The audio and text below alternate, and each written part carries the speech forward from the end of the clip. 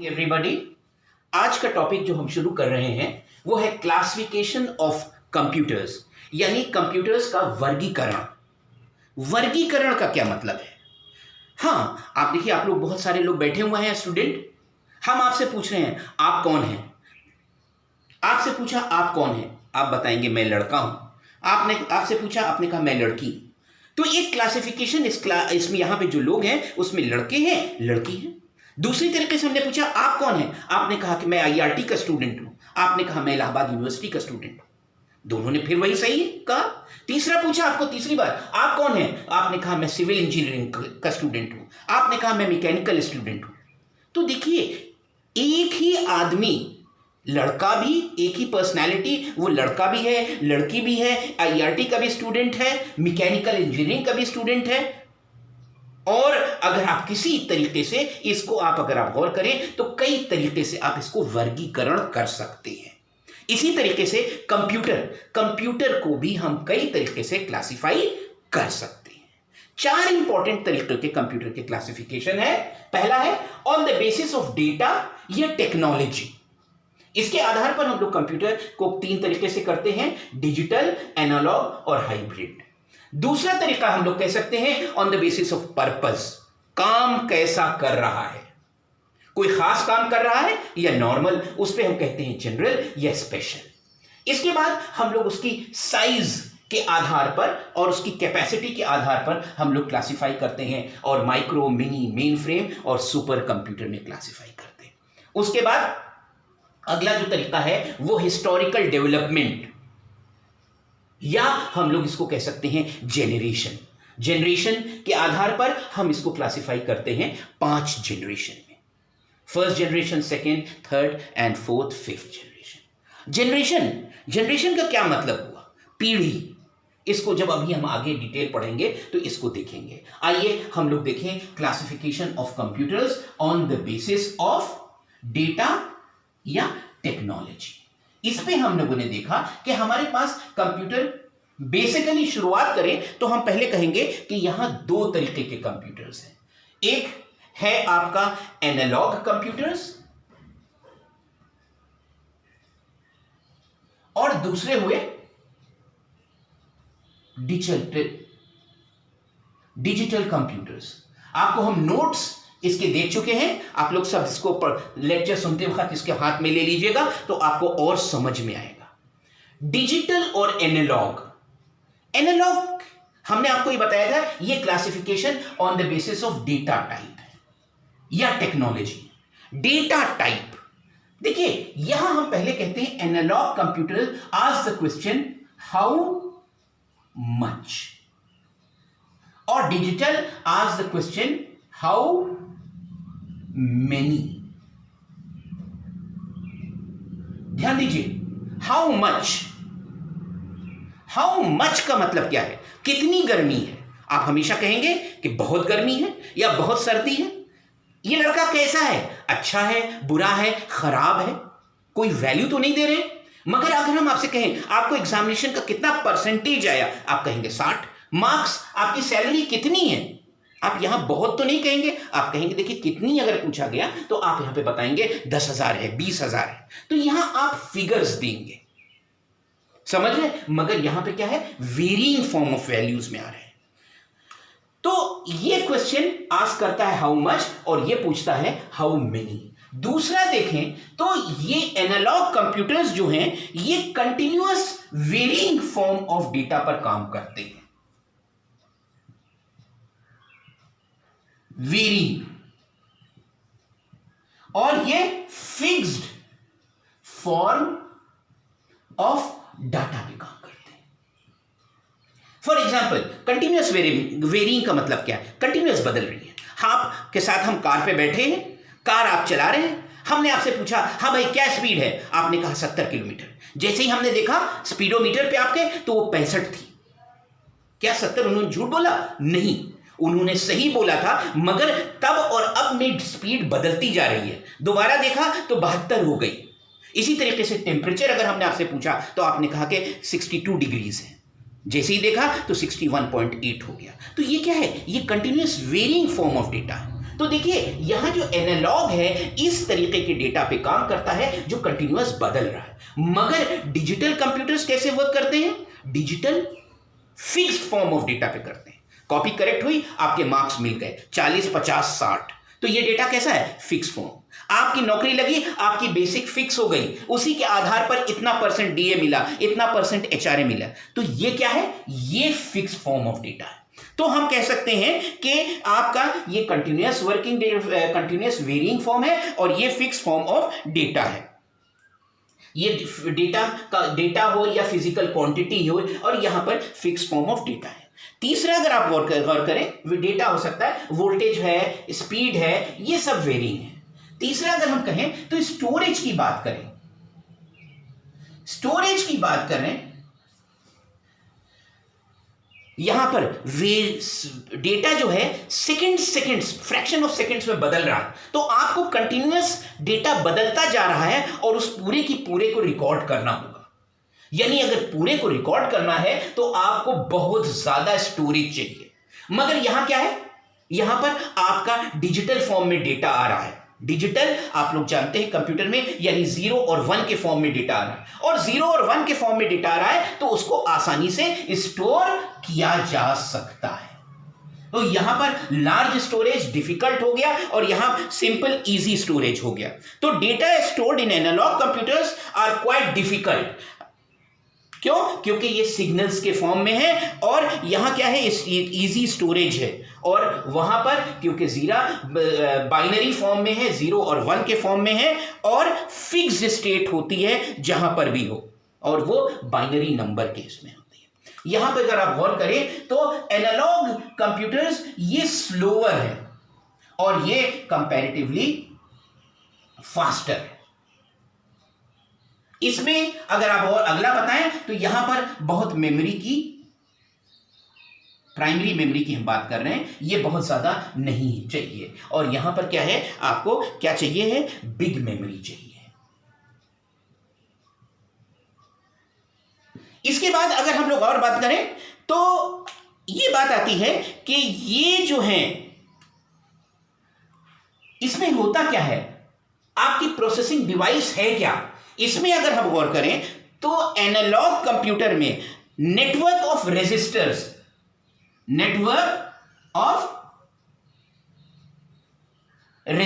होते हैं और कैपेसिटर्स होते हैं, और यहां पे क्या होता है? आप जानते हैं, क्या जानते हैं आप? कि यहां पर आपको माइक्रो प्रोसेसर लगा है, लॉजिकल गेट्स लगा है, या ऑन ऑफ स्विचेस का इस्तेमाल होता है।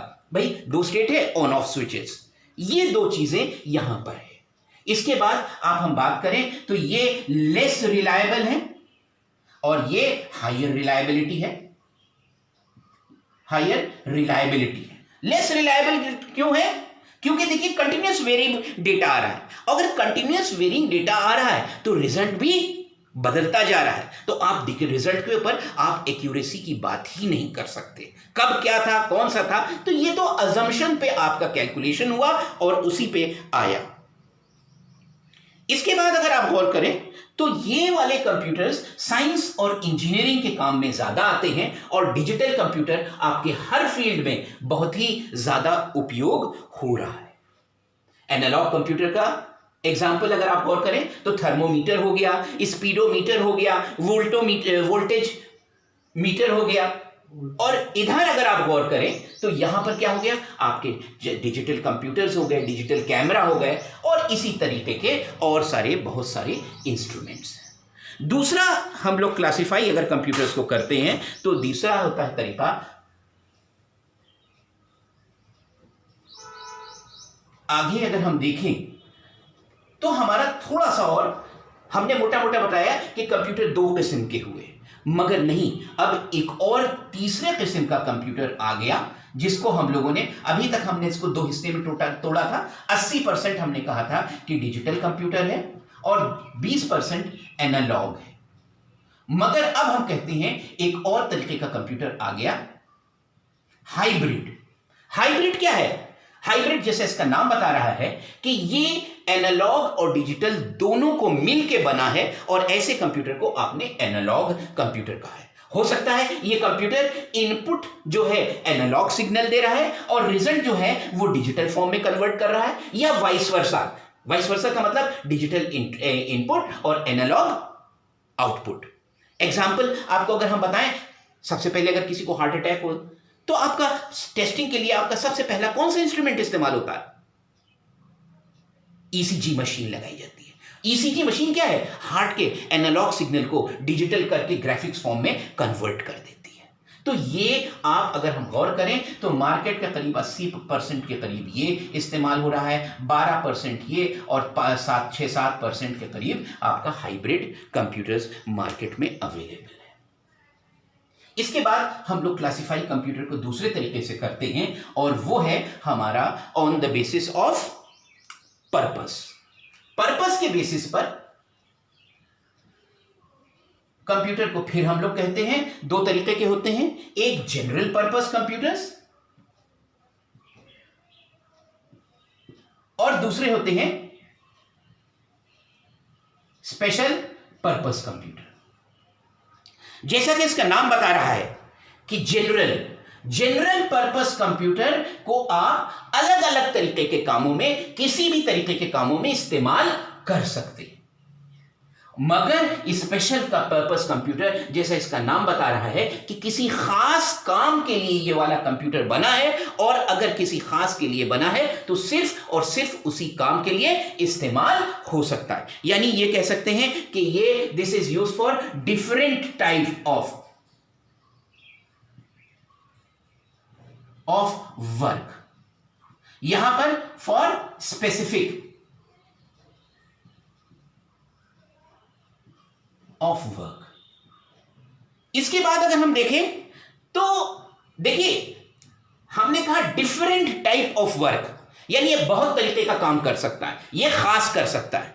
यानी कि ये वाला कंप्यूटर जो है वो वर्सेटाइल है। ये क्या है? वर्सेटाइल। और ये क्या है? Not much versatile. Last time हम लोगों ने बात भी किया था वर्सेटैलिटी, जब कंप्यूटर का हमने आपको बताया था कि एडवांटेजेस, तो हमने कहा वर्सेटैलिटी का मतलब लचीलापन।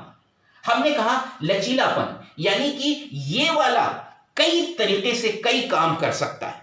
आपका अकाउंट्स का भी देख सकता है, आपका साइंटिफिक भी देख सकता है, आपका इंजीनियरिंग प्रोग्राम भी देख सकता है, स्टोर की इन्वेंट्री कंट्रोल भी कर सकता है। कई काम में इसको जहां जाओगे सही इंस्ट्रक्शन, सही डेटा दे दो तो उसमें काम कर सकते। मगर यहां पे क्या है कि आप जिस काम के लिए बना है उसी काम को करेगा और ये दूसरे तरीके का काम नहीं करेगा। ये आगे अगर हम लोग कहें तो हम इसको जनरल पर्पस को कहते हैं लेस एफिशिएंट, और ये क्या हुआ? More efficient. यहां पर जनरल पर्पस को हम कहते हैं jack of all trades is master of none, यानी कि ये हर तरीके का काम कर सकता है, और हर तरीके का काम कर सकता है तो तेजी से तो करता है, मगर ये क्या है? ये खास इसी काम को कर सकता है, और इस काम को जब कर सकता है तो इसमें एक्सपर्ट है और इसकी एफिशिएंसी कहीं ज्यादा होगी। इसके बाद अगर हम देखें तो जनरल पर्पस में हर बार हमको अलग अलग तरीके का काम करना है, यानी हमको नया प्रोग्राम बनाना है और उसको कंप्यूटर की मेमोरी में डालना है, और वो प्रोग्राम जो हमने फीड किया उस आधार पर हमारा डेटा प्रोसेसिंग करता है। यानी कि कह सकते हैं program is temporarily stored in memory. Program is temporarily in memory. और यहां पे क्या है? Program is permanently stored in. यहां पर आपको, क्योंकि एक प्रोग्राम दूसरा कैलकुलेशन का था, स्टूडेंट का एग्जाम का आपने प्रोग्राम डाला, उसने स्टूडेंट के एग्जाम का प्रोग्राम प्रोसेस कर दिया, उसको हटाया आपने, स्टोर की इन्वेंट्री कंट्रोल, सैलरी का, अलग अलग काम के लिए आपको प्रोग्राम बार बार बदलना पड़ा। मगर यहां क्योंकि सिर्फ एक ही तरीके का काम है तो प्रोग्राम आपने इसके मेमोरी में परमानेंटली स्टोर कर दिया, और रन करते वक्त जो भी है आपने थोड़े बहुत जो पैरामीटर्स बदलने हैं वो आपने दे दिया, यानी प्रोग्राम जो है उसमें परमानेंटली जो है उसमें पड़ा है और वो उसके हिसाब से चलेगा। ये वाले कंप्यूटर्स ये स्लोअर हैं और ये फास्टर है। क्यों स्लोअर है? क्योंकि हर तरीके का काम करते हैं। ये खास इसी वजह से बने हैं, और ये जब इसीलिए वजह से बने हैं तो ये ज्यादा अच्छे तरीके से ये काम करेंगे। इसके बाद आ जाएंगे, इसके अगर हम एग्जाम्पल देखें तो आपके कौन से हैं? आपके इसके एग्जाम्पल अगर आप देखें तो आपके सारे micro computers, laptop, palm top, ये सारे इसके।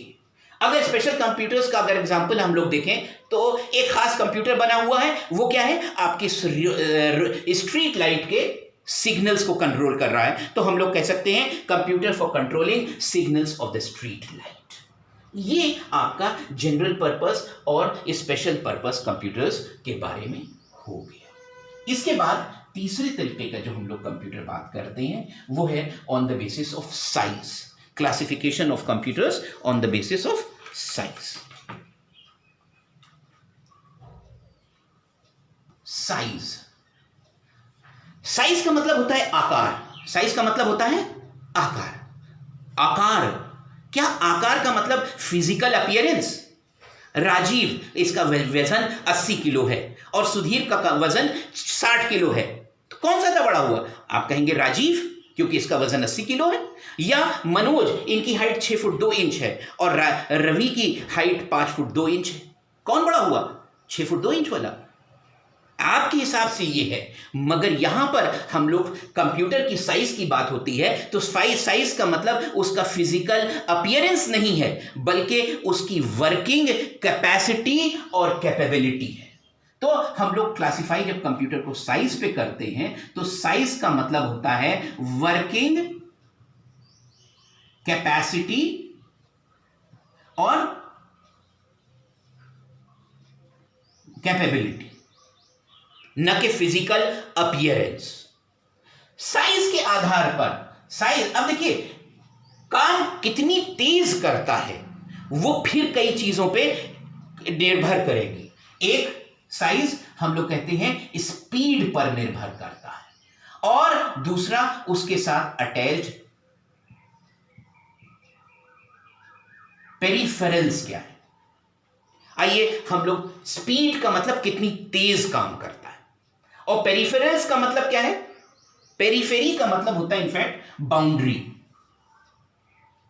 ये सीपीयू है।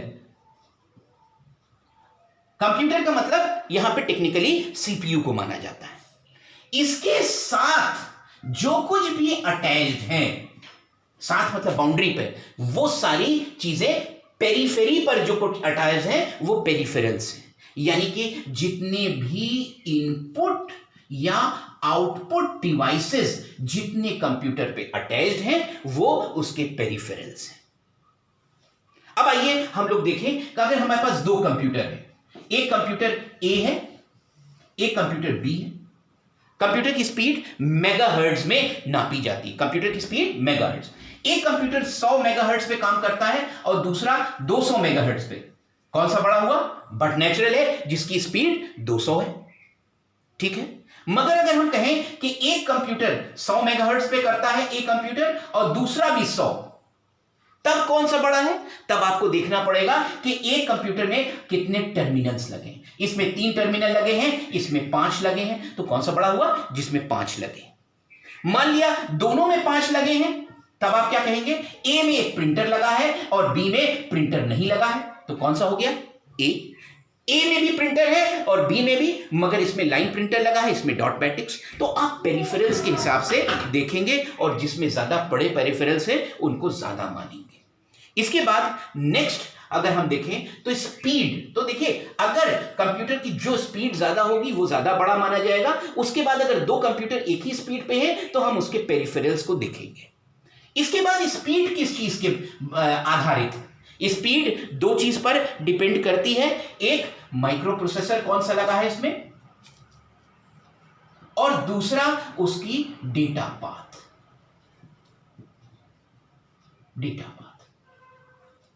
अब आइए हम बात करें कि एक मिस्त्री है।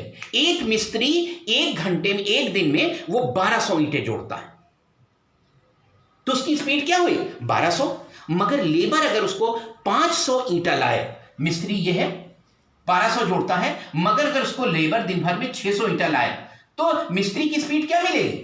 600 तो मिलेगी, तो रिजल्टेंट आपको 600 मिला।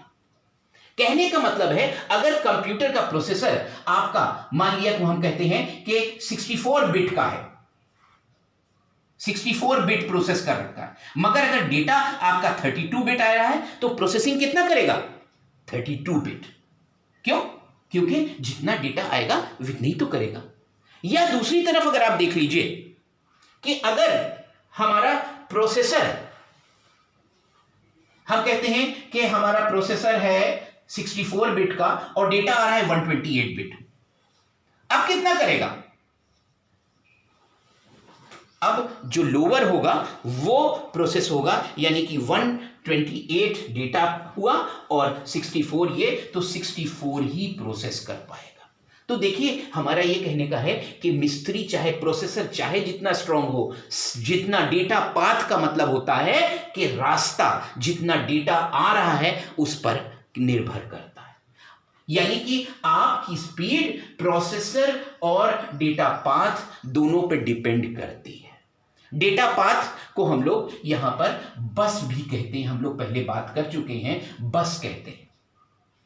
बस जो डेटा ले जाए उसको बस कहे, जो तार जिस पे डेटा जाए उसको बस कहते हैं। और इसी को जो एक्चुअल प्रोसेस होके आता है इसको हम लोग कहते हैं वर्ड लेंथ। अब अगर हम देखें तो इन सब चीजों के आधार पे हम लोगों ने कंप्यूटर को 4 वर्गों में क्लासिफाई किया। सबसे छोटे कंप्यूटर वो कहलाएंगे माइक्रो कंप्यूटर, उससे बड़े हुआ मिनी कंप्यूटर्स, फिर मेन फ्रेम कंप्यूटर्स और उसके बाद सुपर कंप्यूटर्स। कहने को तो जब ये क्लासिफाई हुआ था तो माइक्रो कंप्यूटर्स जो थे वो 8 से 16 बिट वाले थे, मिनी 16 से 32 और ये 32 से 64 और ये 128 से ऊपर। मगर यकीन मानिए साइंस तरक्की कंप्यूटर की दुनिया में इतना हो गए हैं कि माइक्रो कंप्यूटर भी 32 और 64 बिट के आ गए हैं। तो ये क्लासिफिकेशन अगर हम गौर करें तो अब इस आधार पे बहुत ज्यादा वेरिएबल नहीं है। क्यों? आपके जो लैपटॉप हैं या डेस्कटॉप हैं ये सब माइक्रो कंप्यूटर में आते हैं और आप जानते हैं कि 64 बिट और 64 बिट के आराम से मिल रहे हैं। तो ये तो तीसरी कैटेगरी के लेवल पे आ रहे हैं और इस बात आधार पर ये हम लोग बात करते हैं। तो हमने आज आपके सामने हमने क्लासिफाई किया 3 तरीके से, जो है साइज के आधार पर, हमने फिर आपके डेटा के आधार पर, और तीसरा हमने पढ़ा था कि स्पेशल पर्पस के आधार और जनरल पर्पस ये है। तो अगला आपका बचा वो है आपका classification of computers on the basis of generation. बंद करें। Thank you.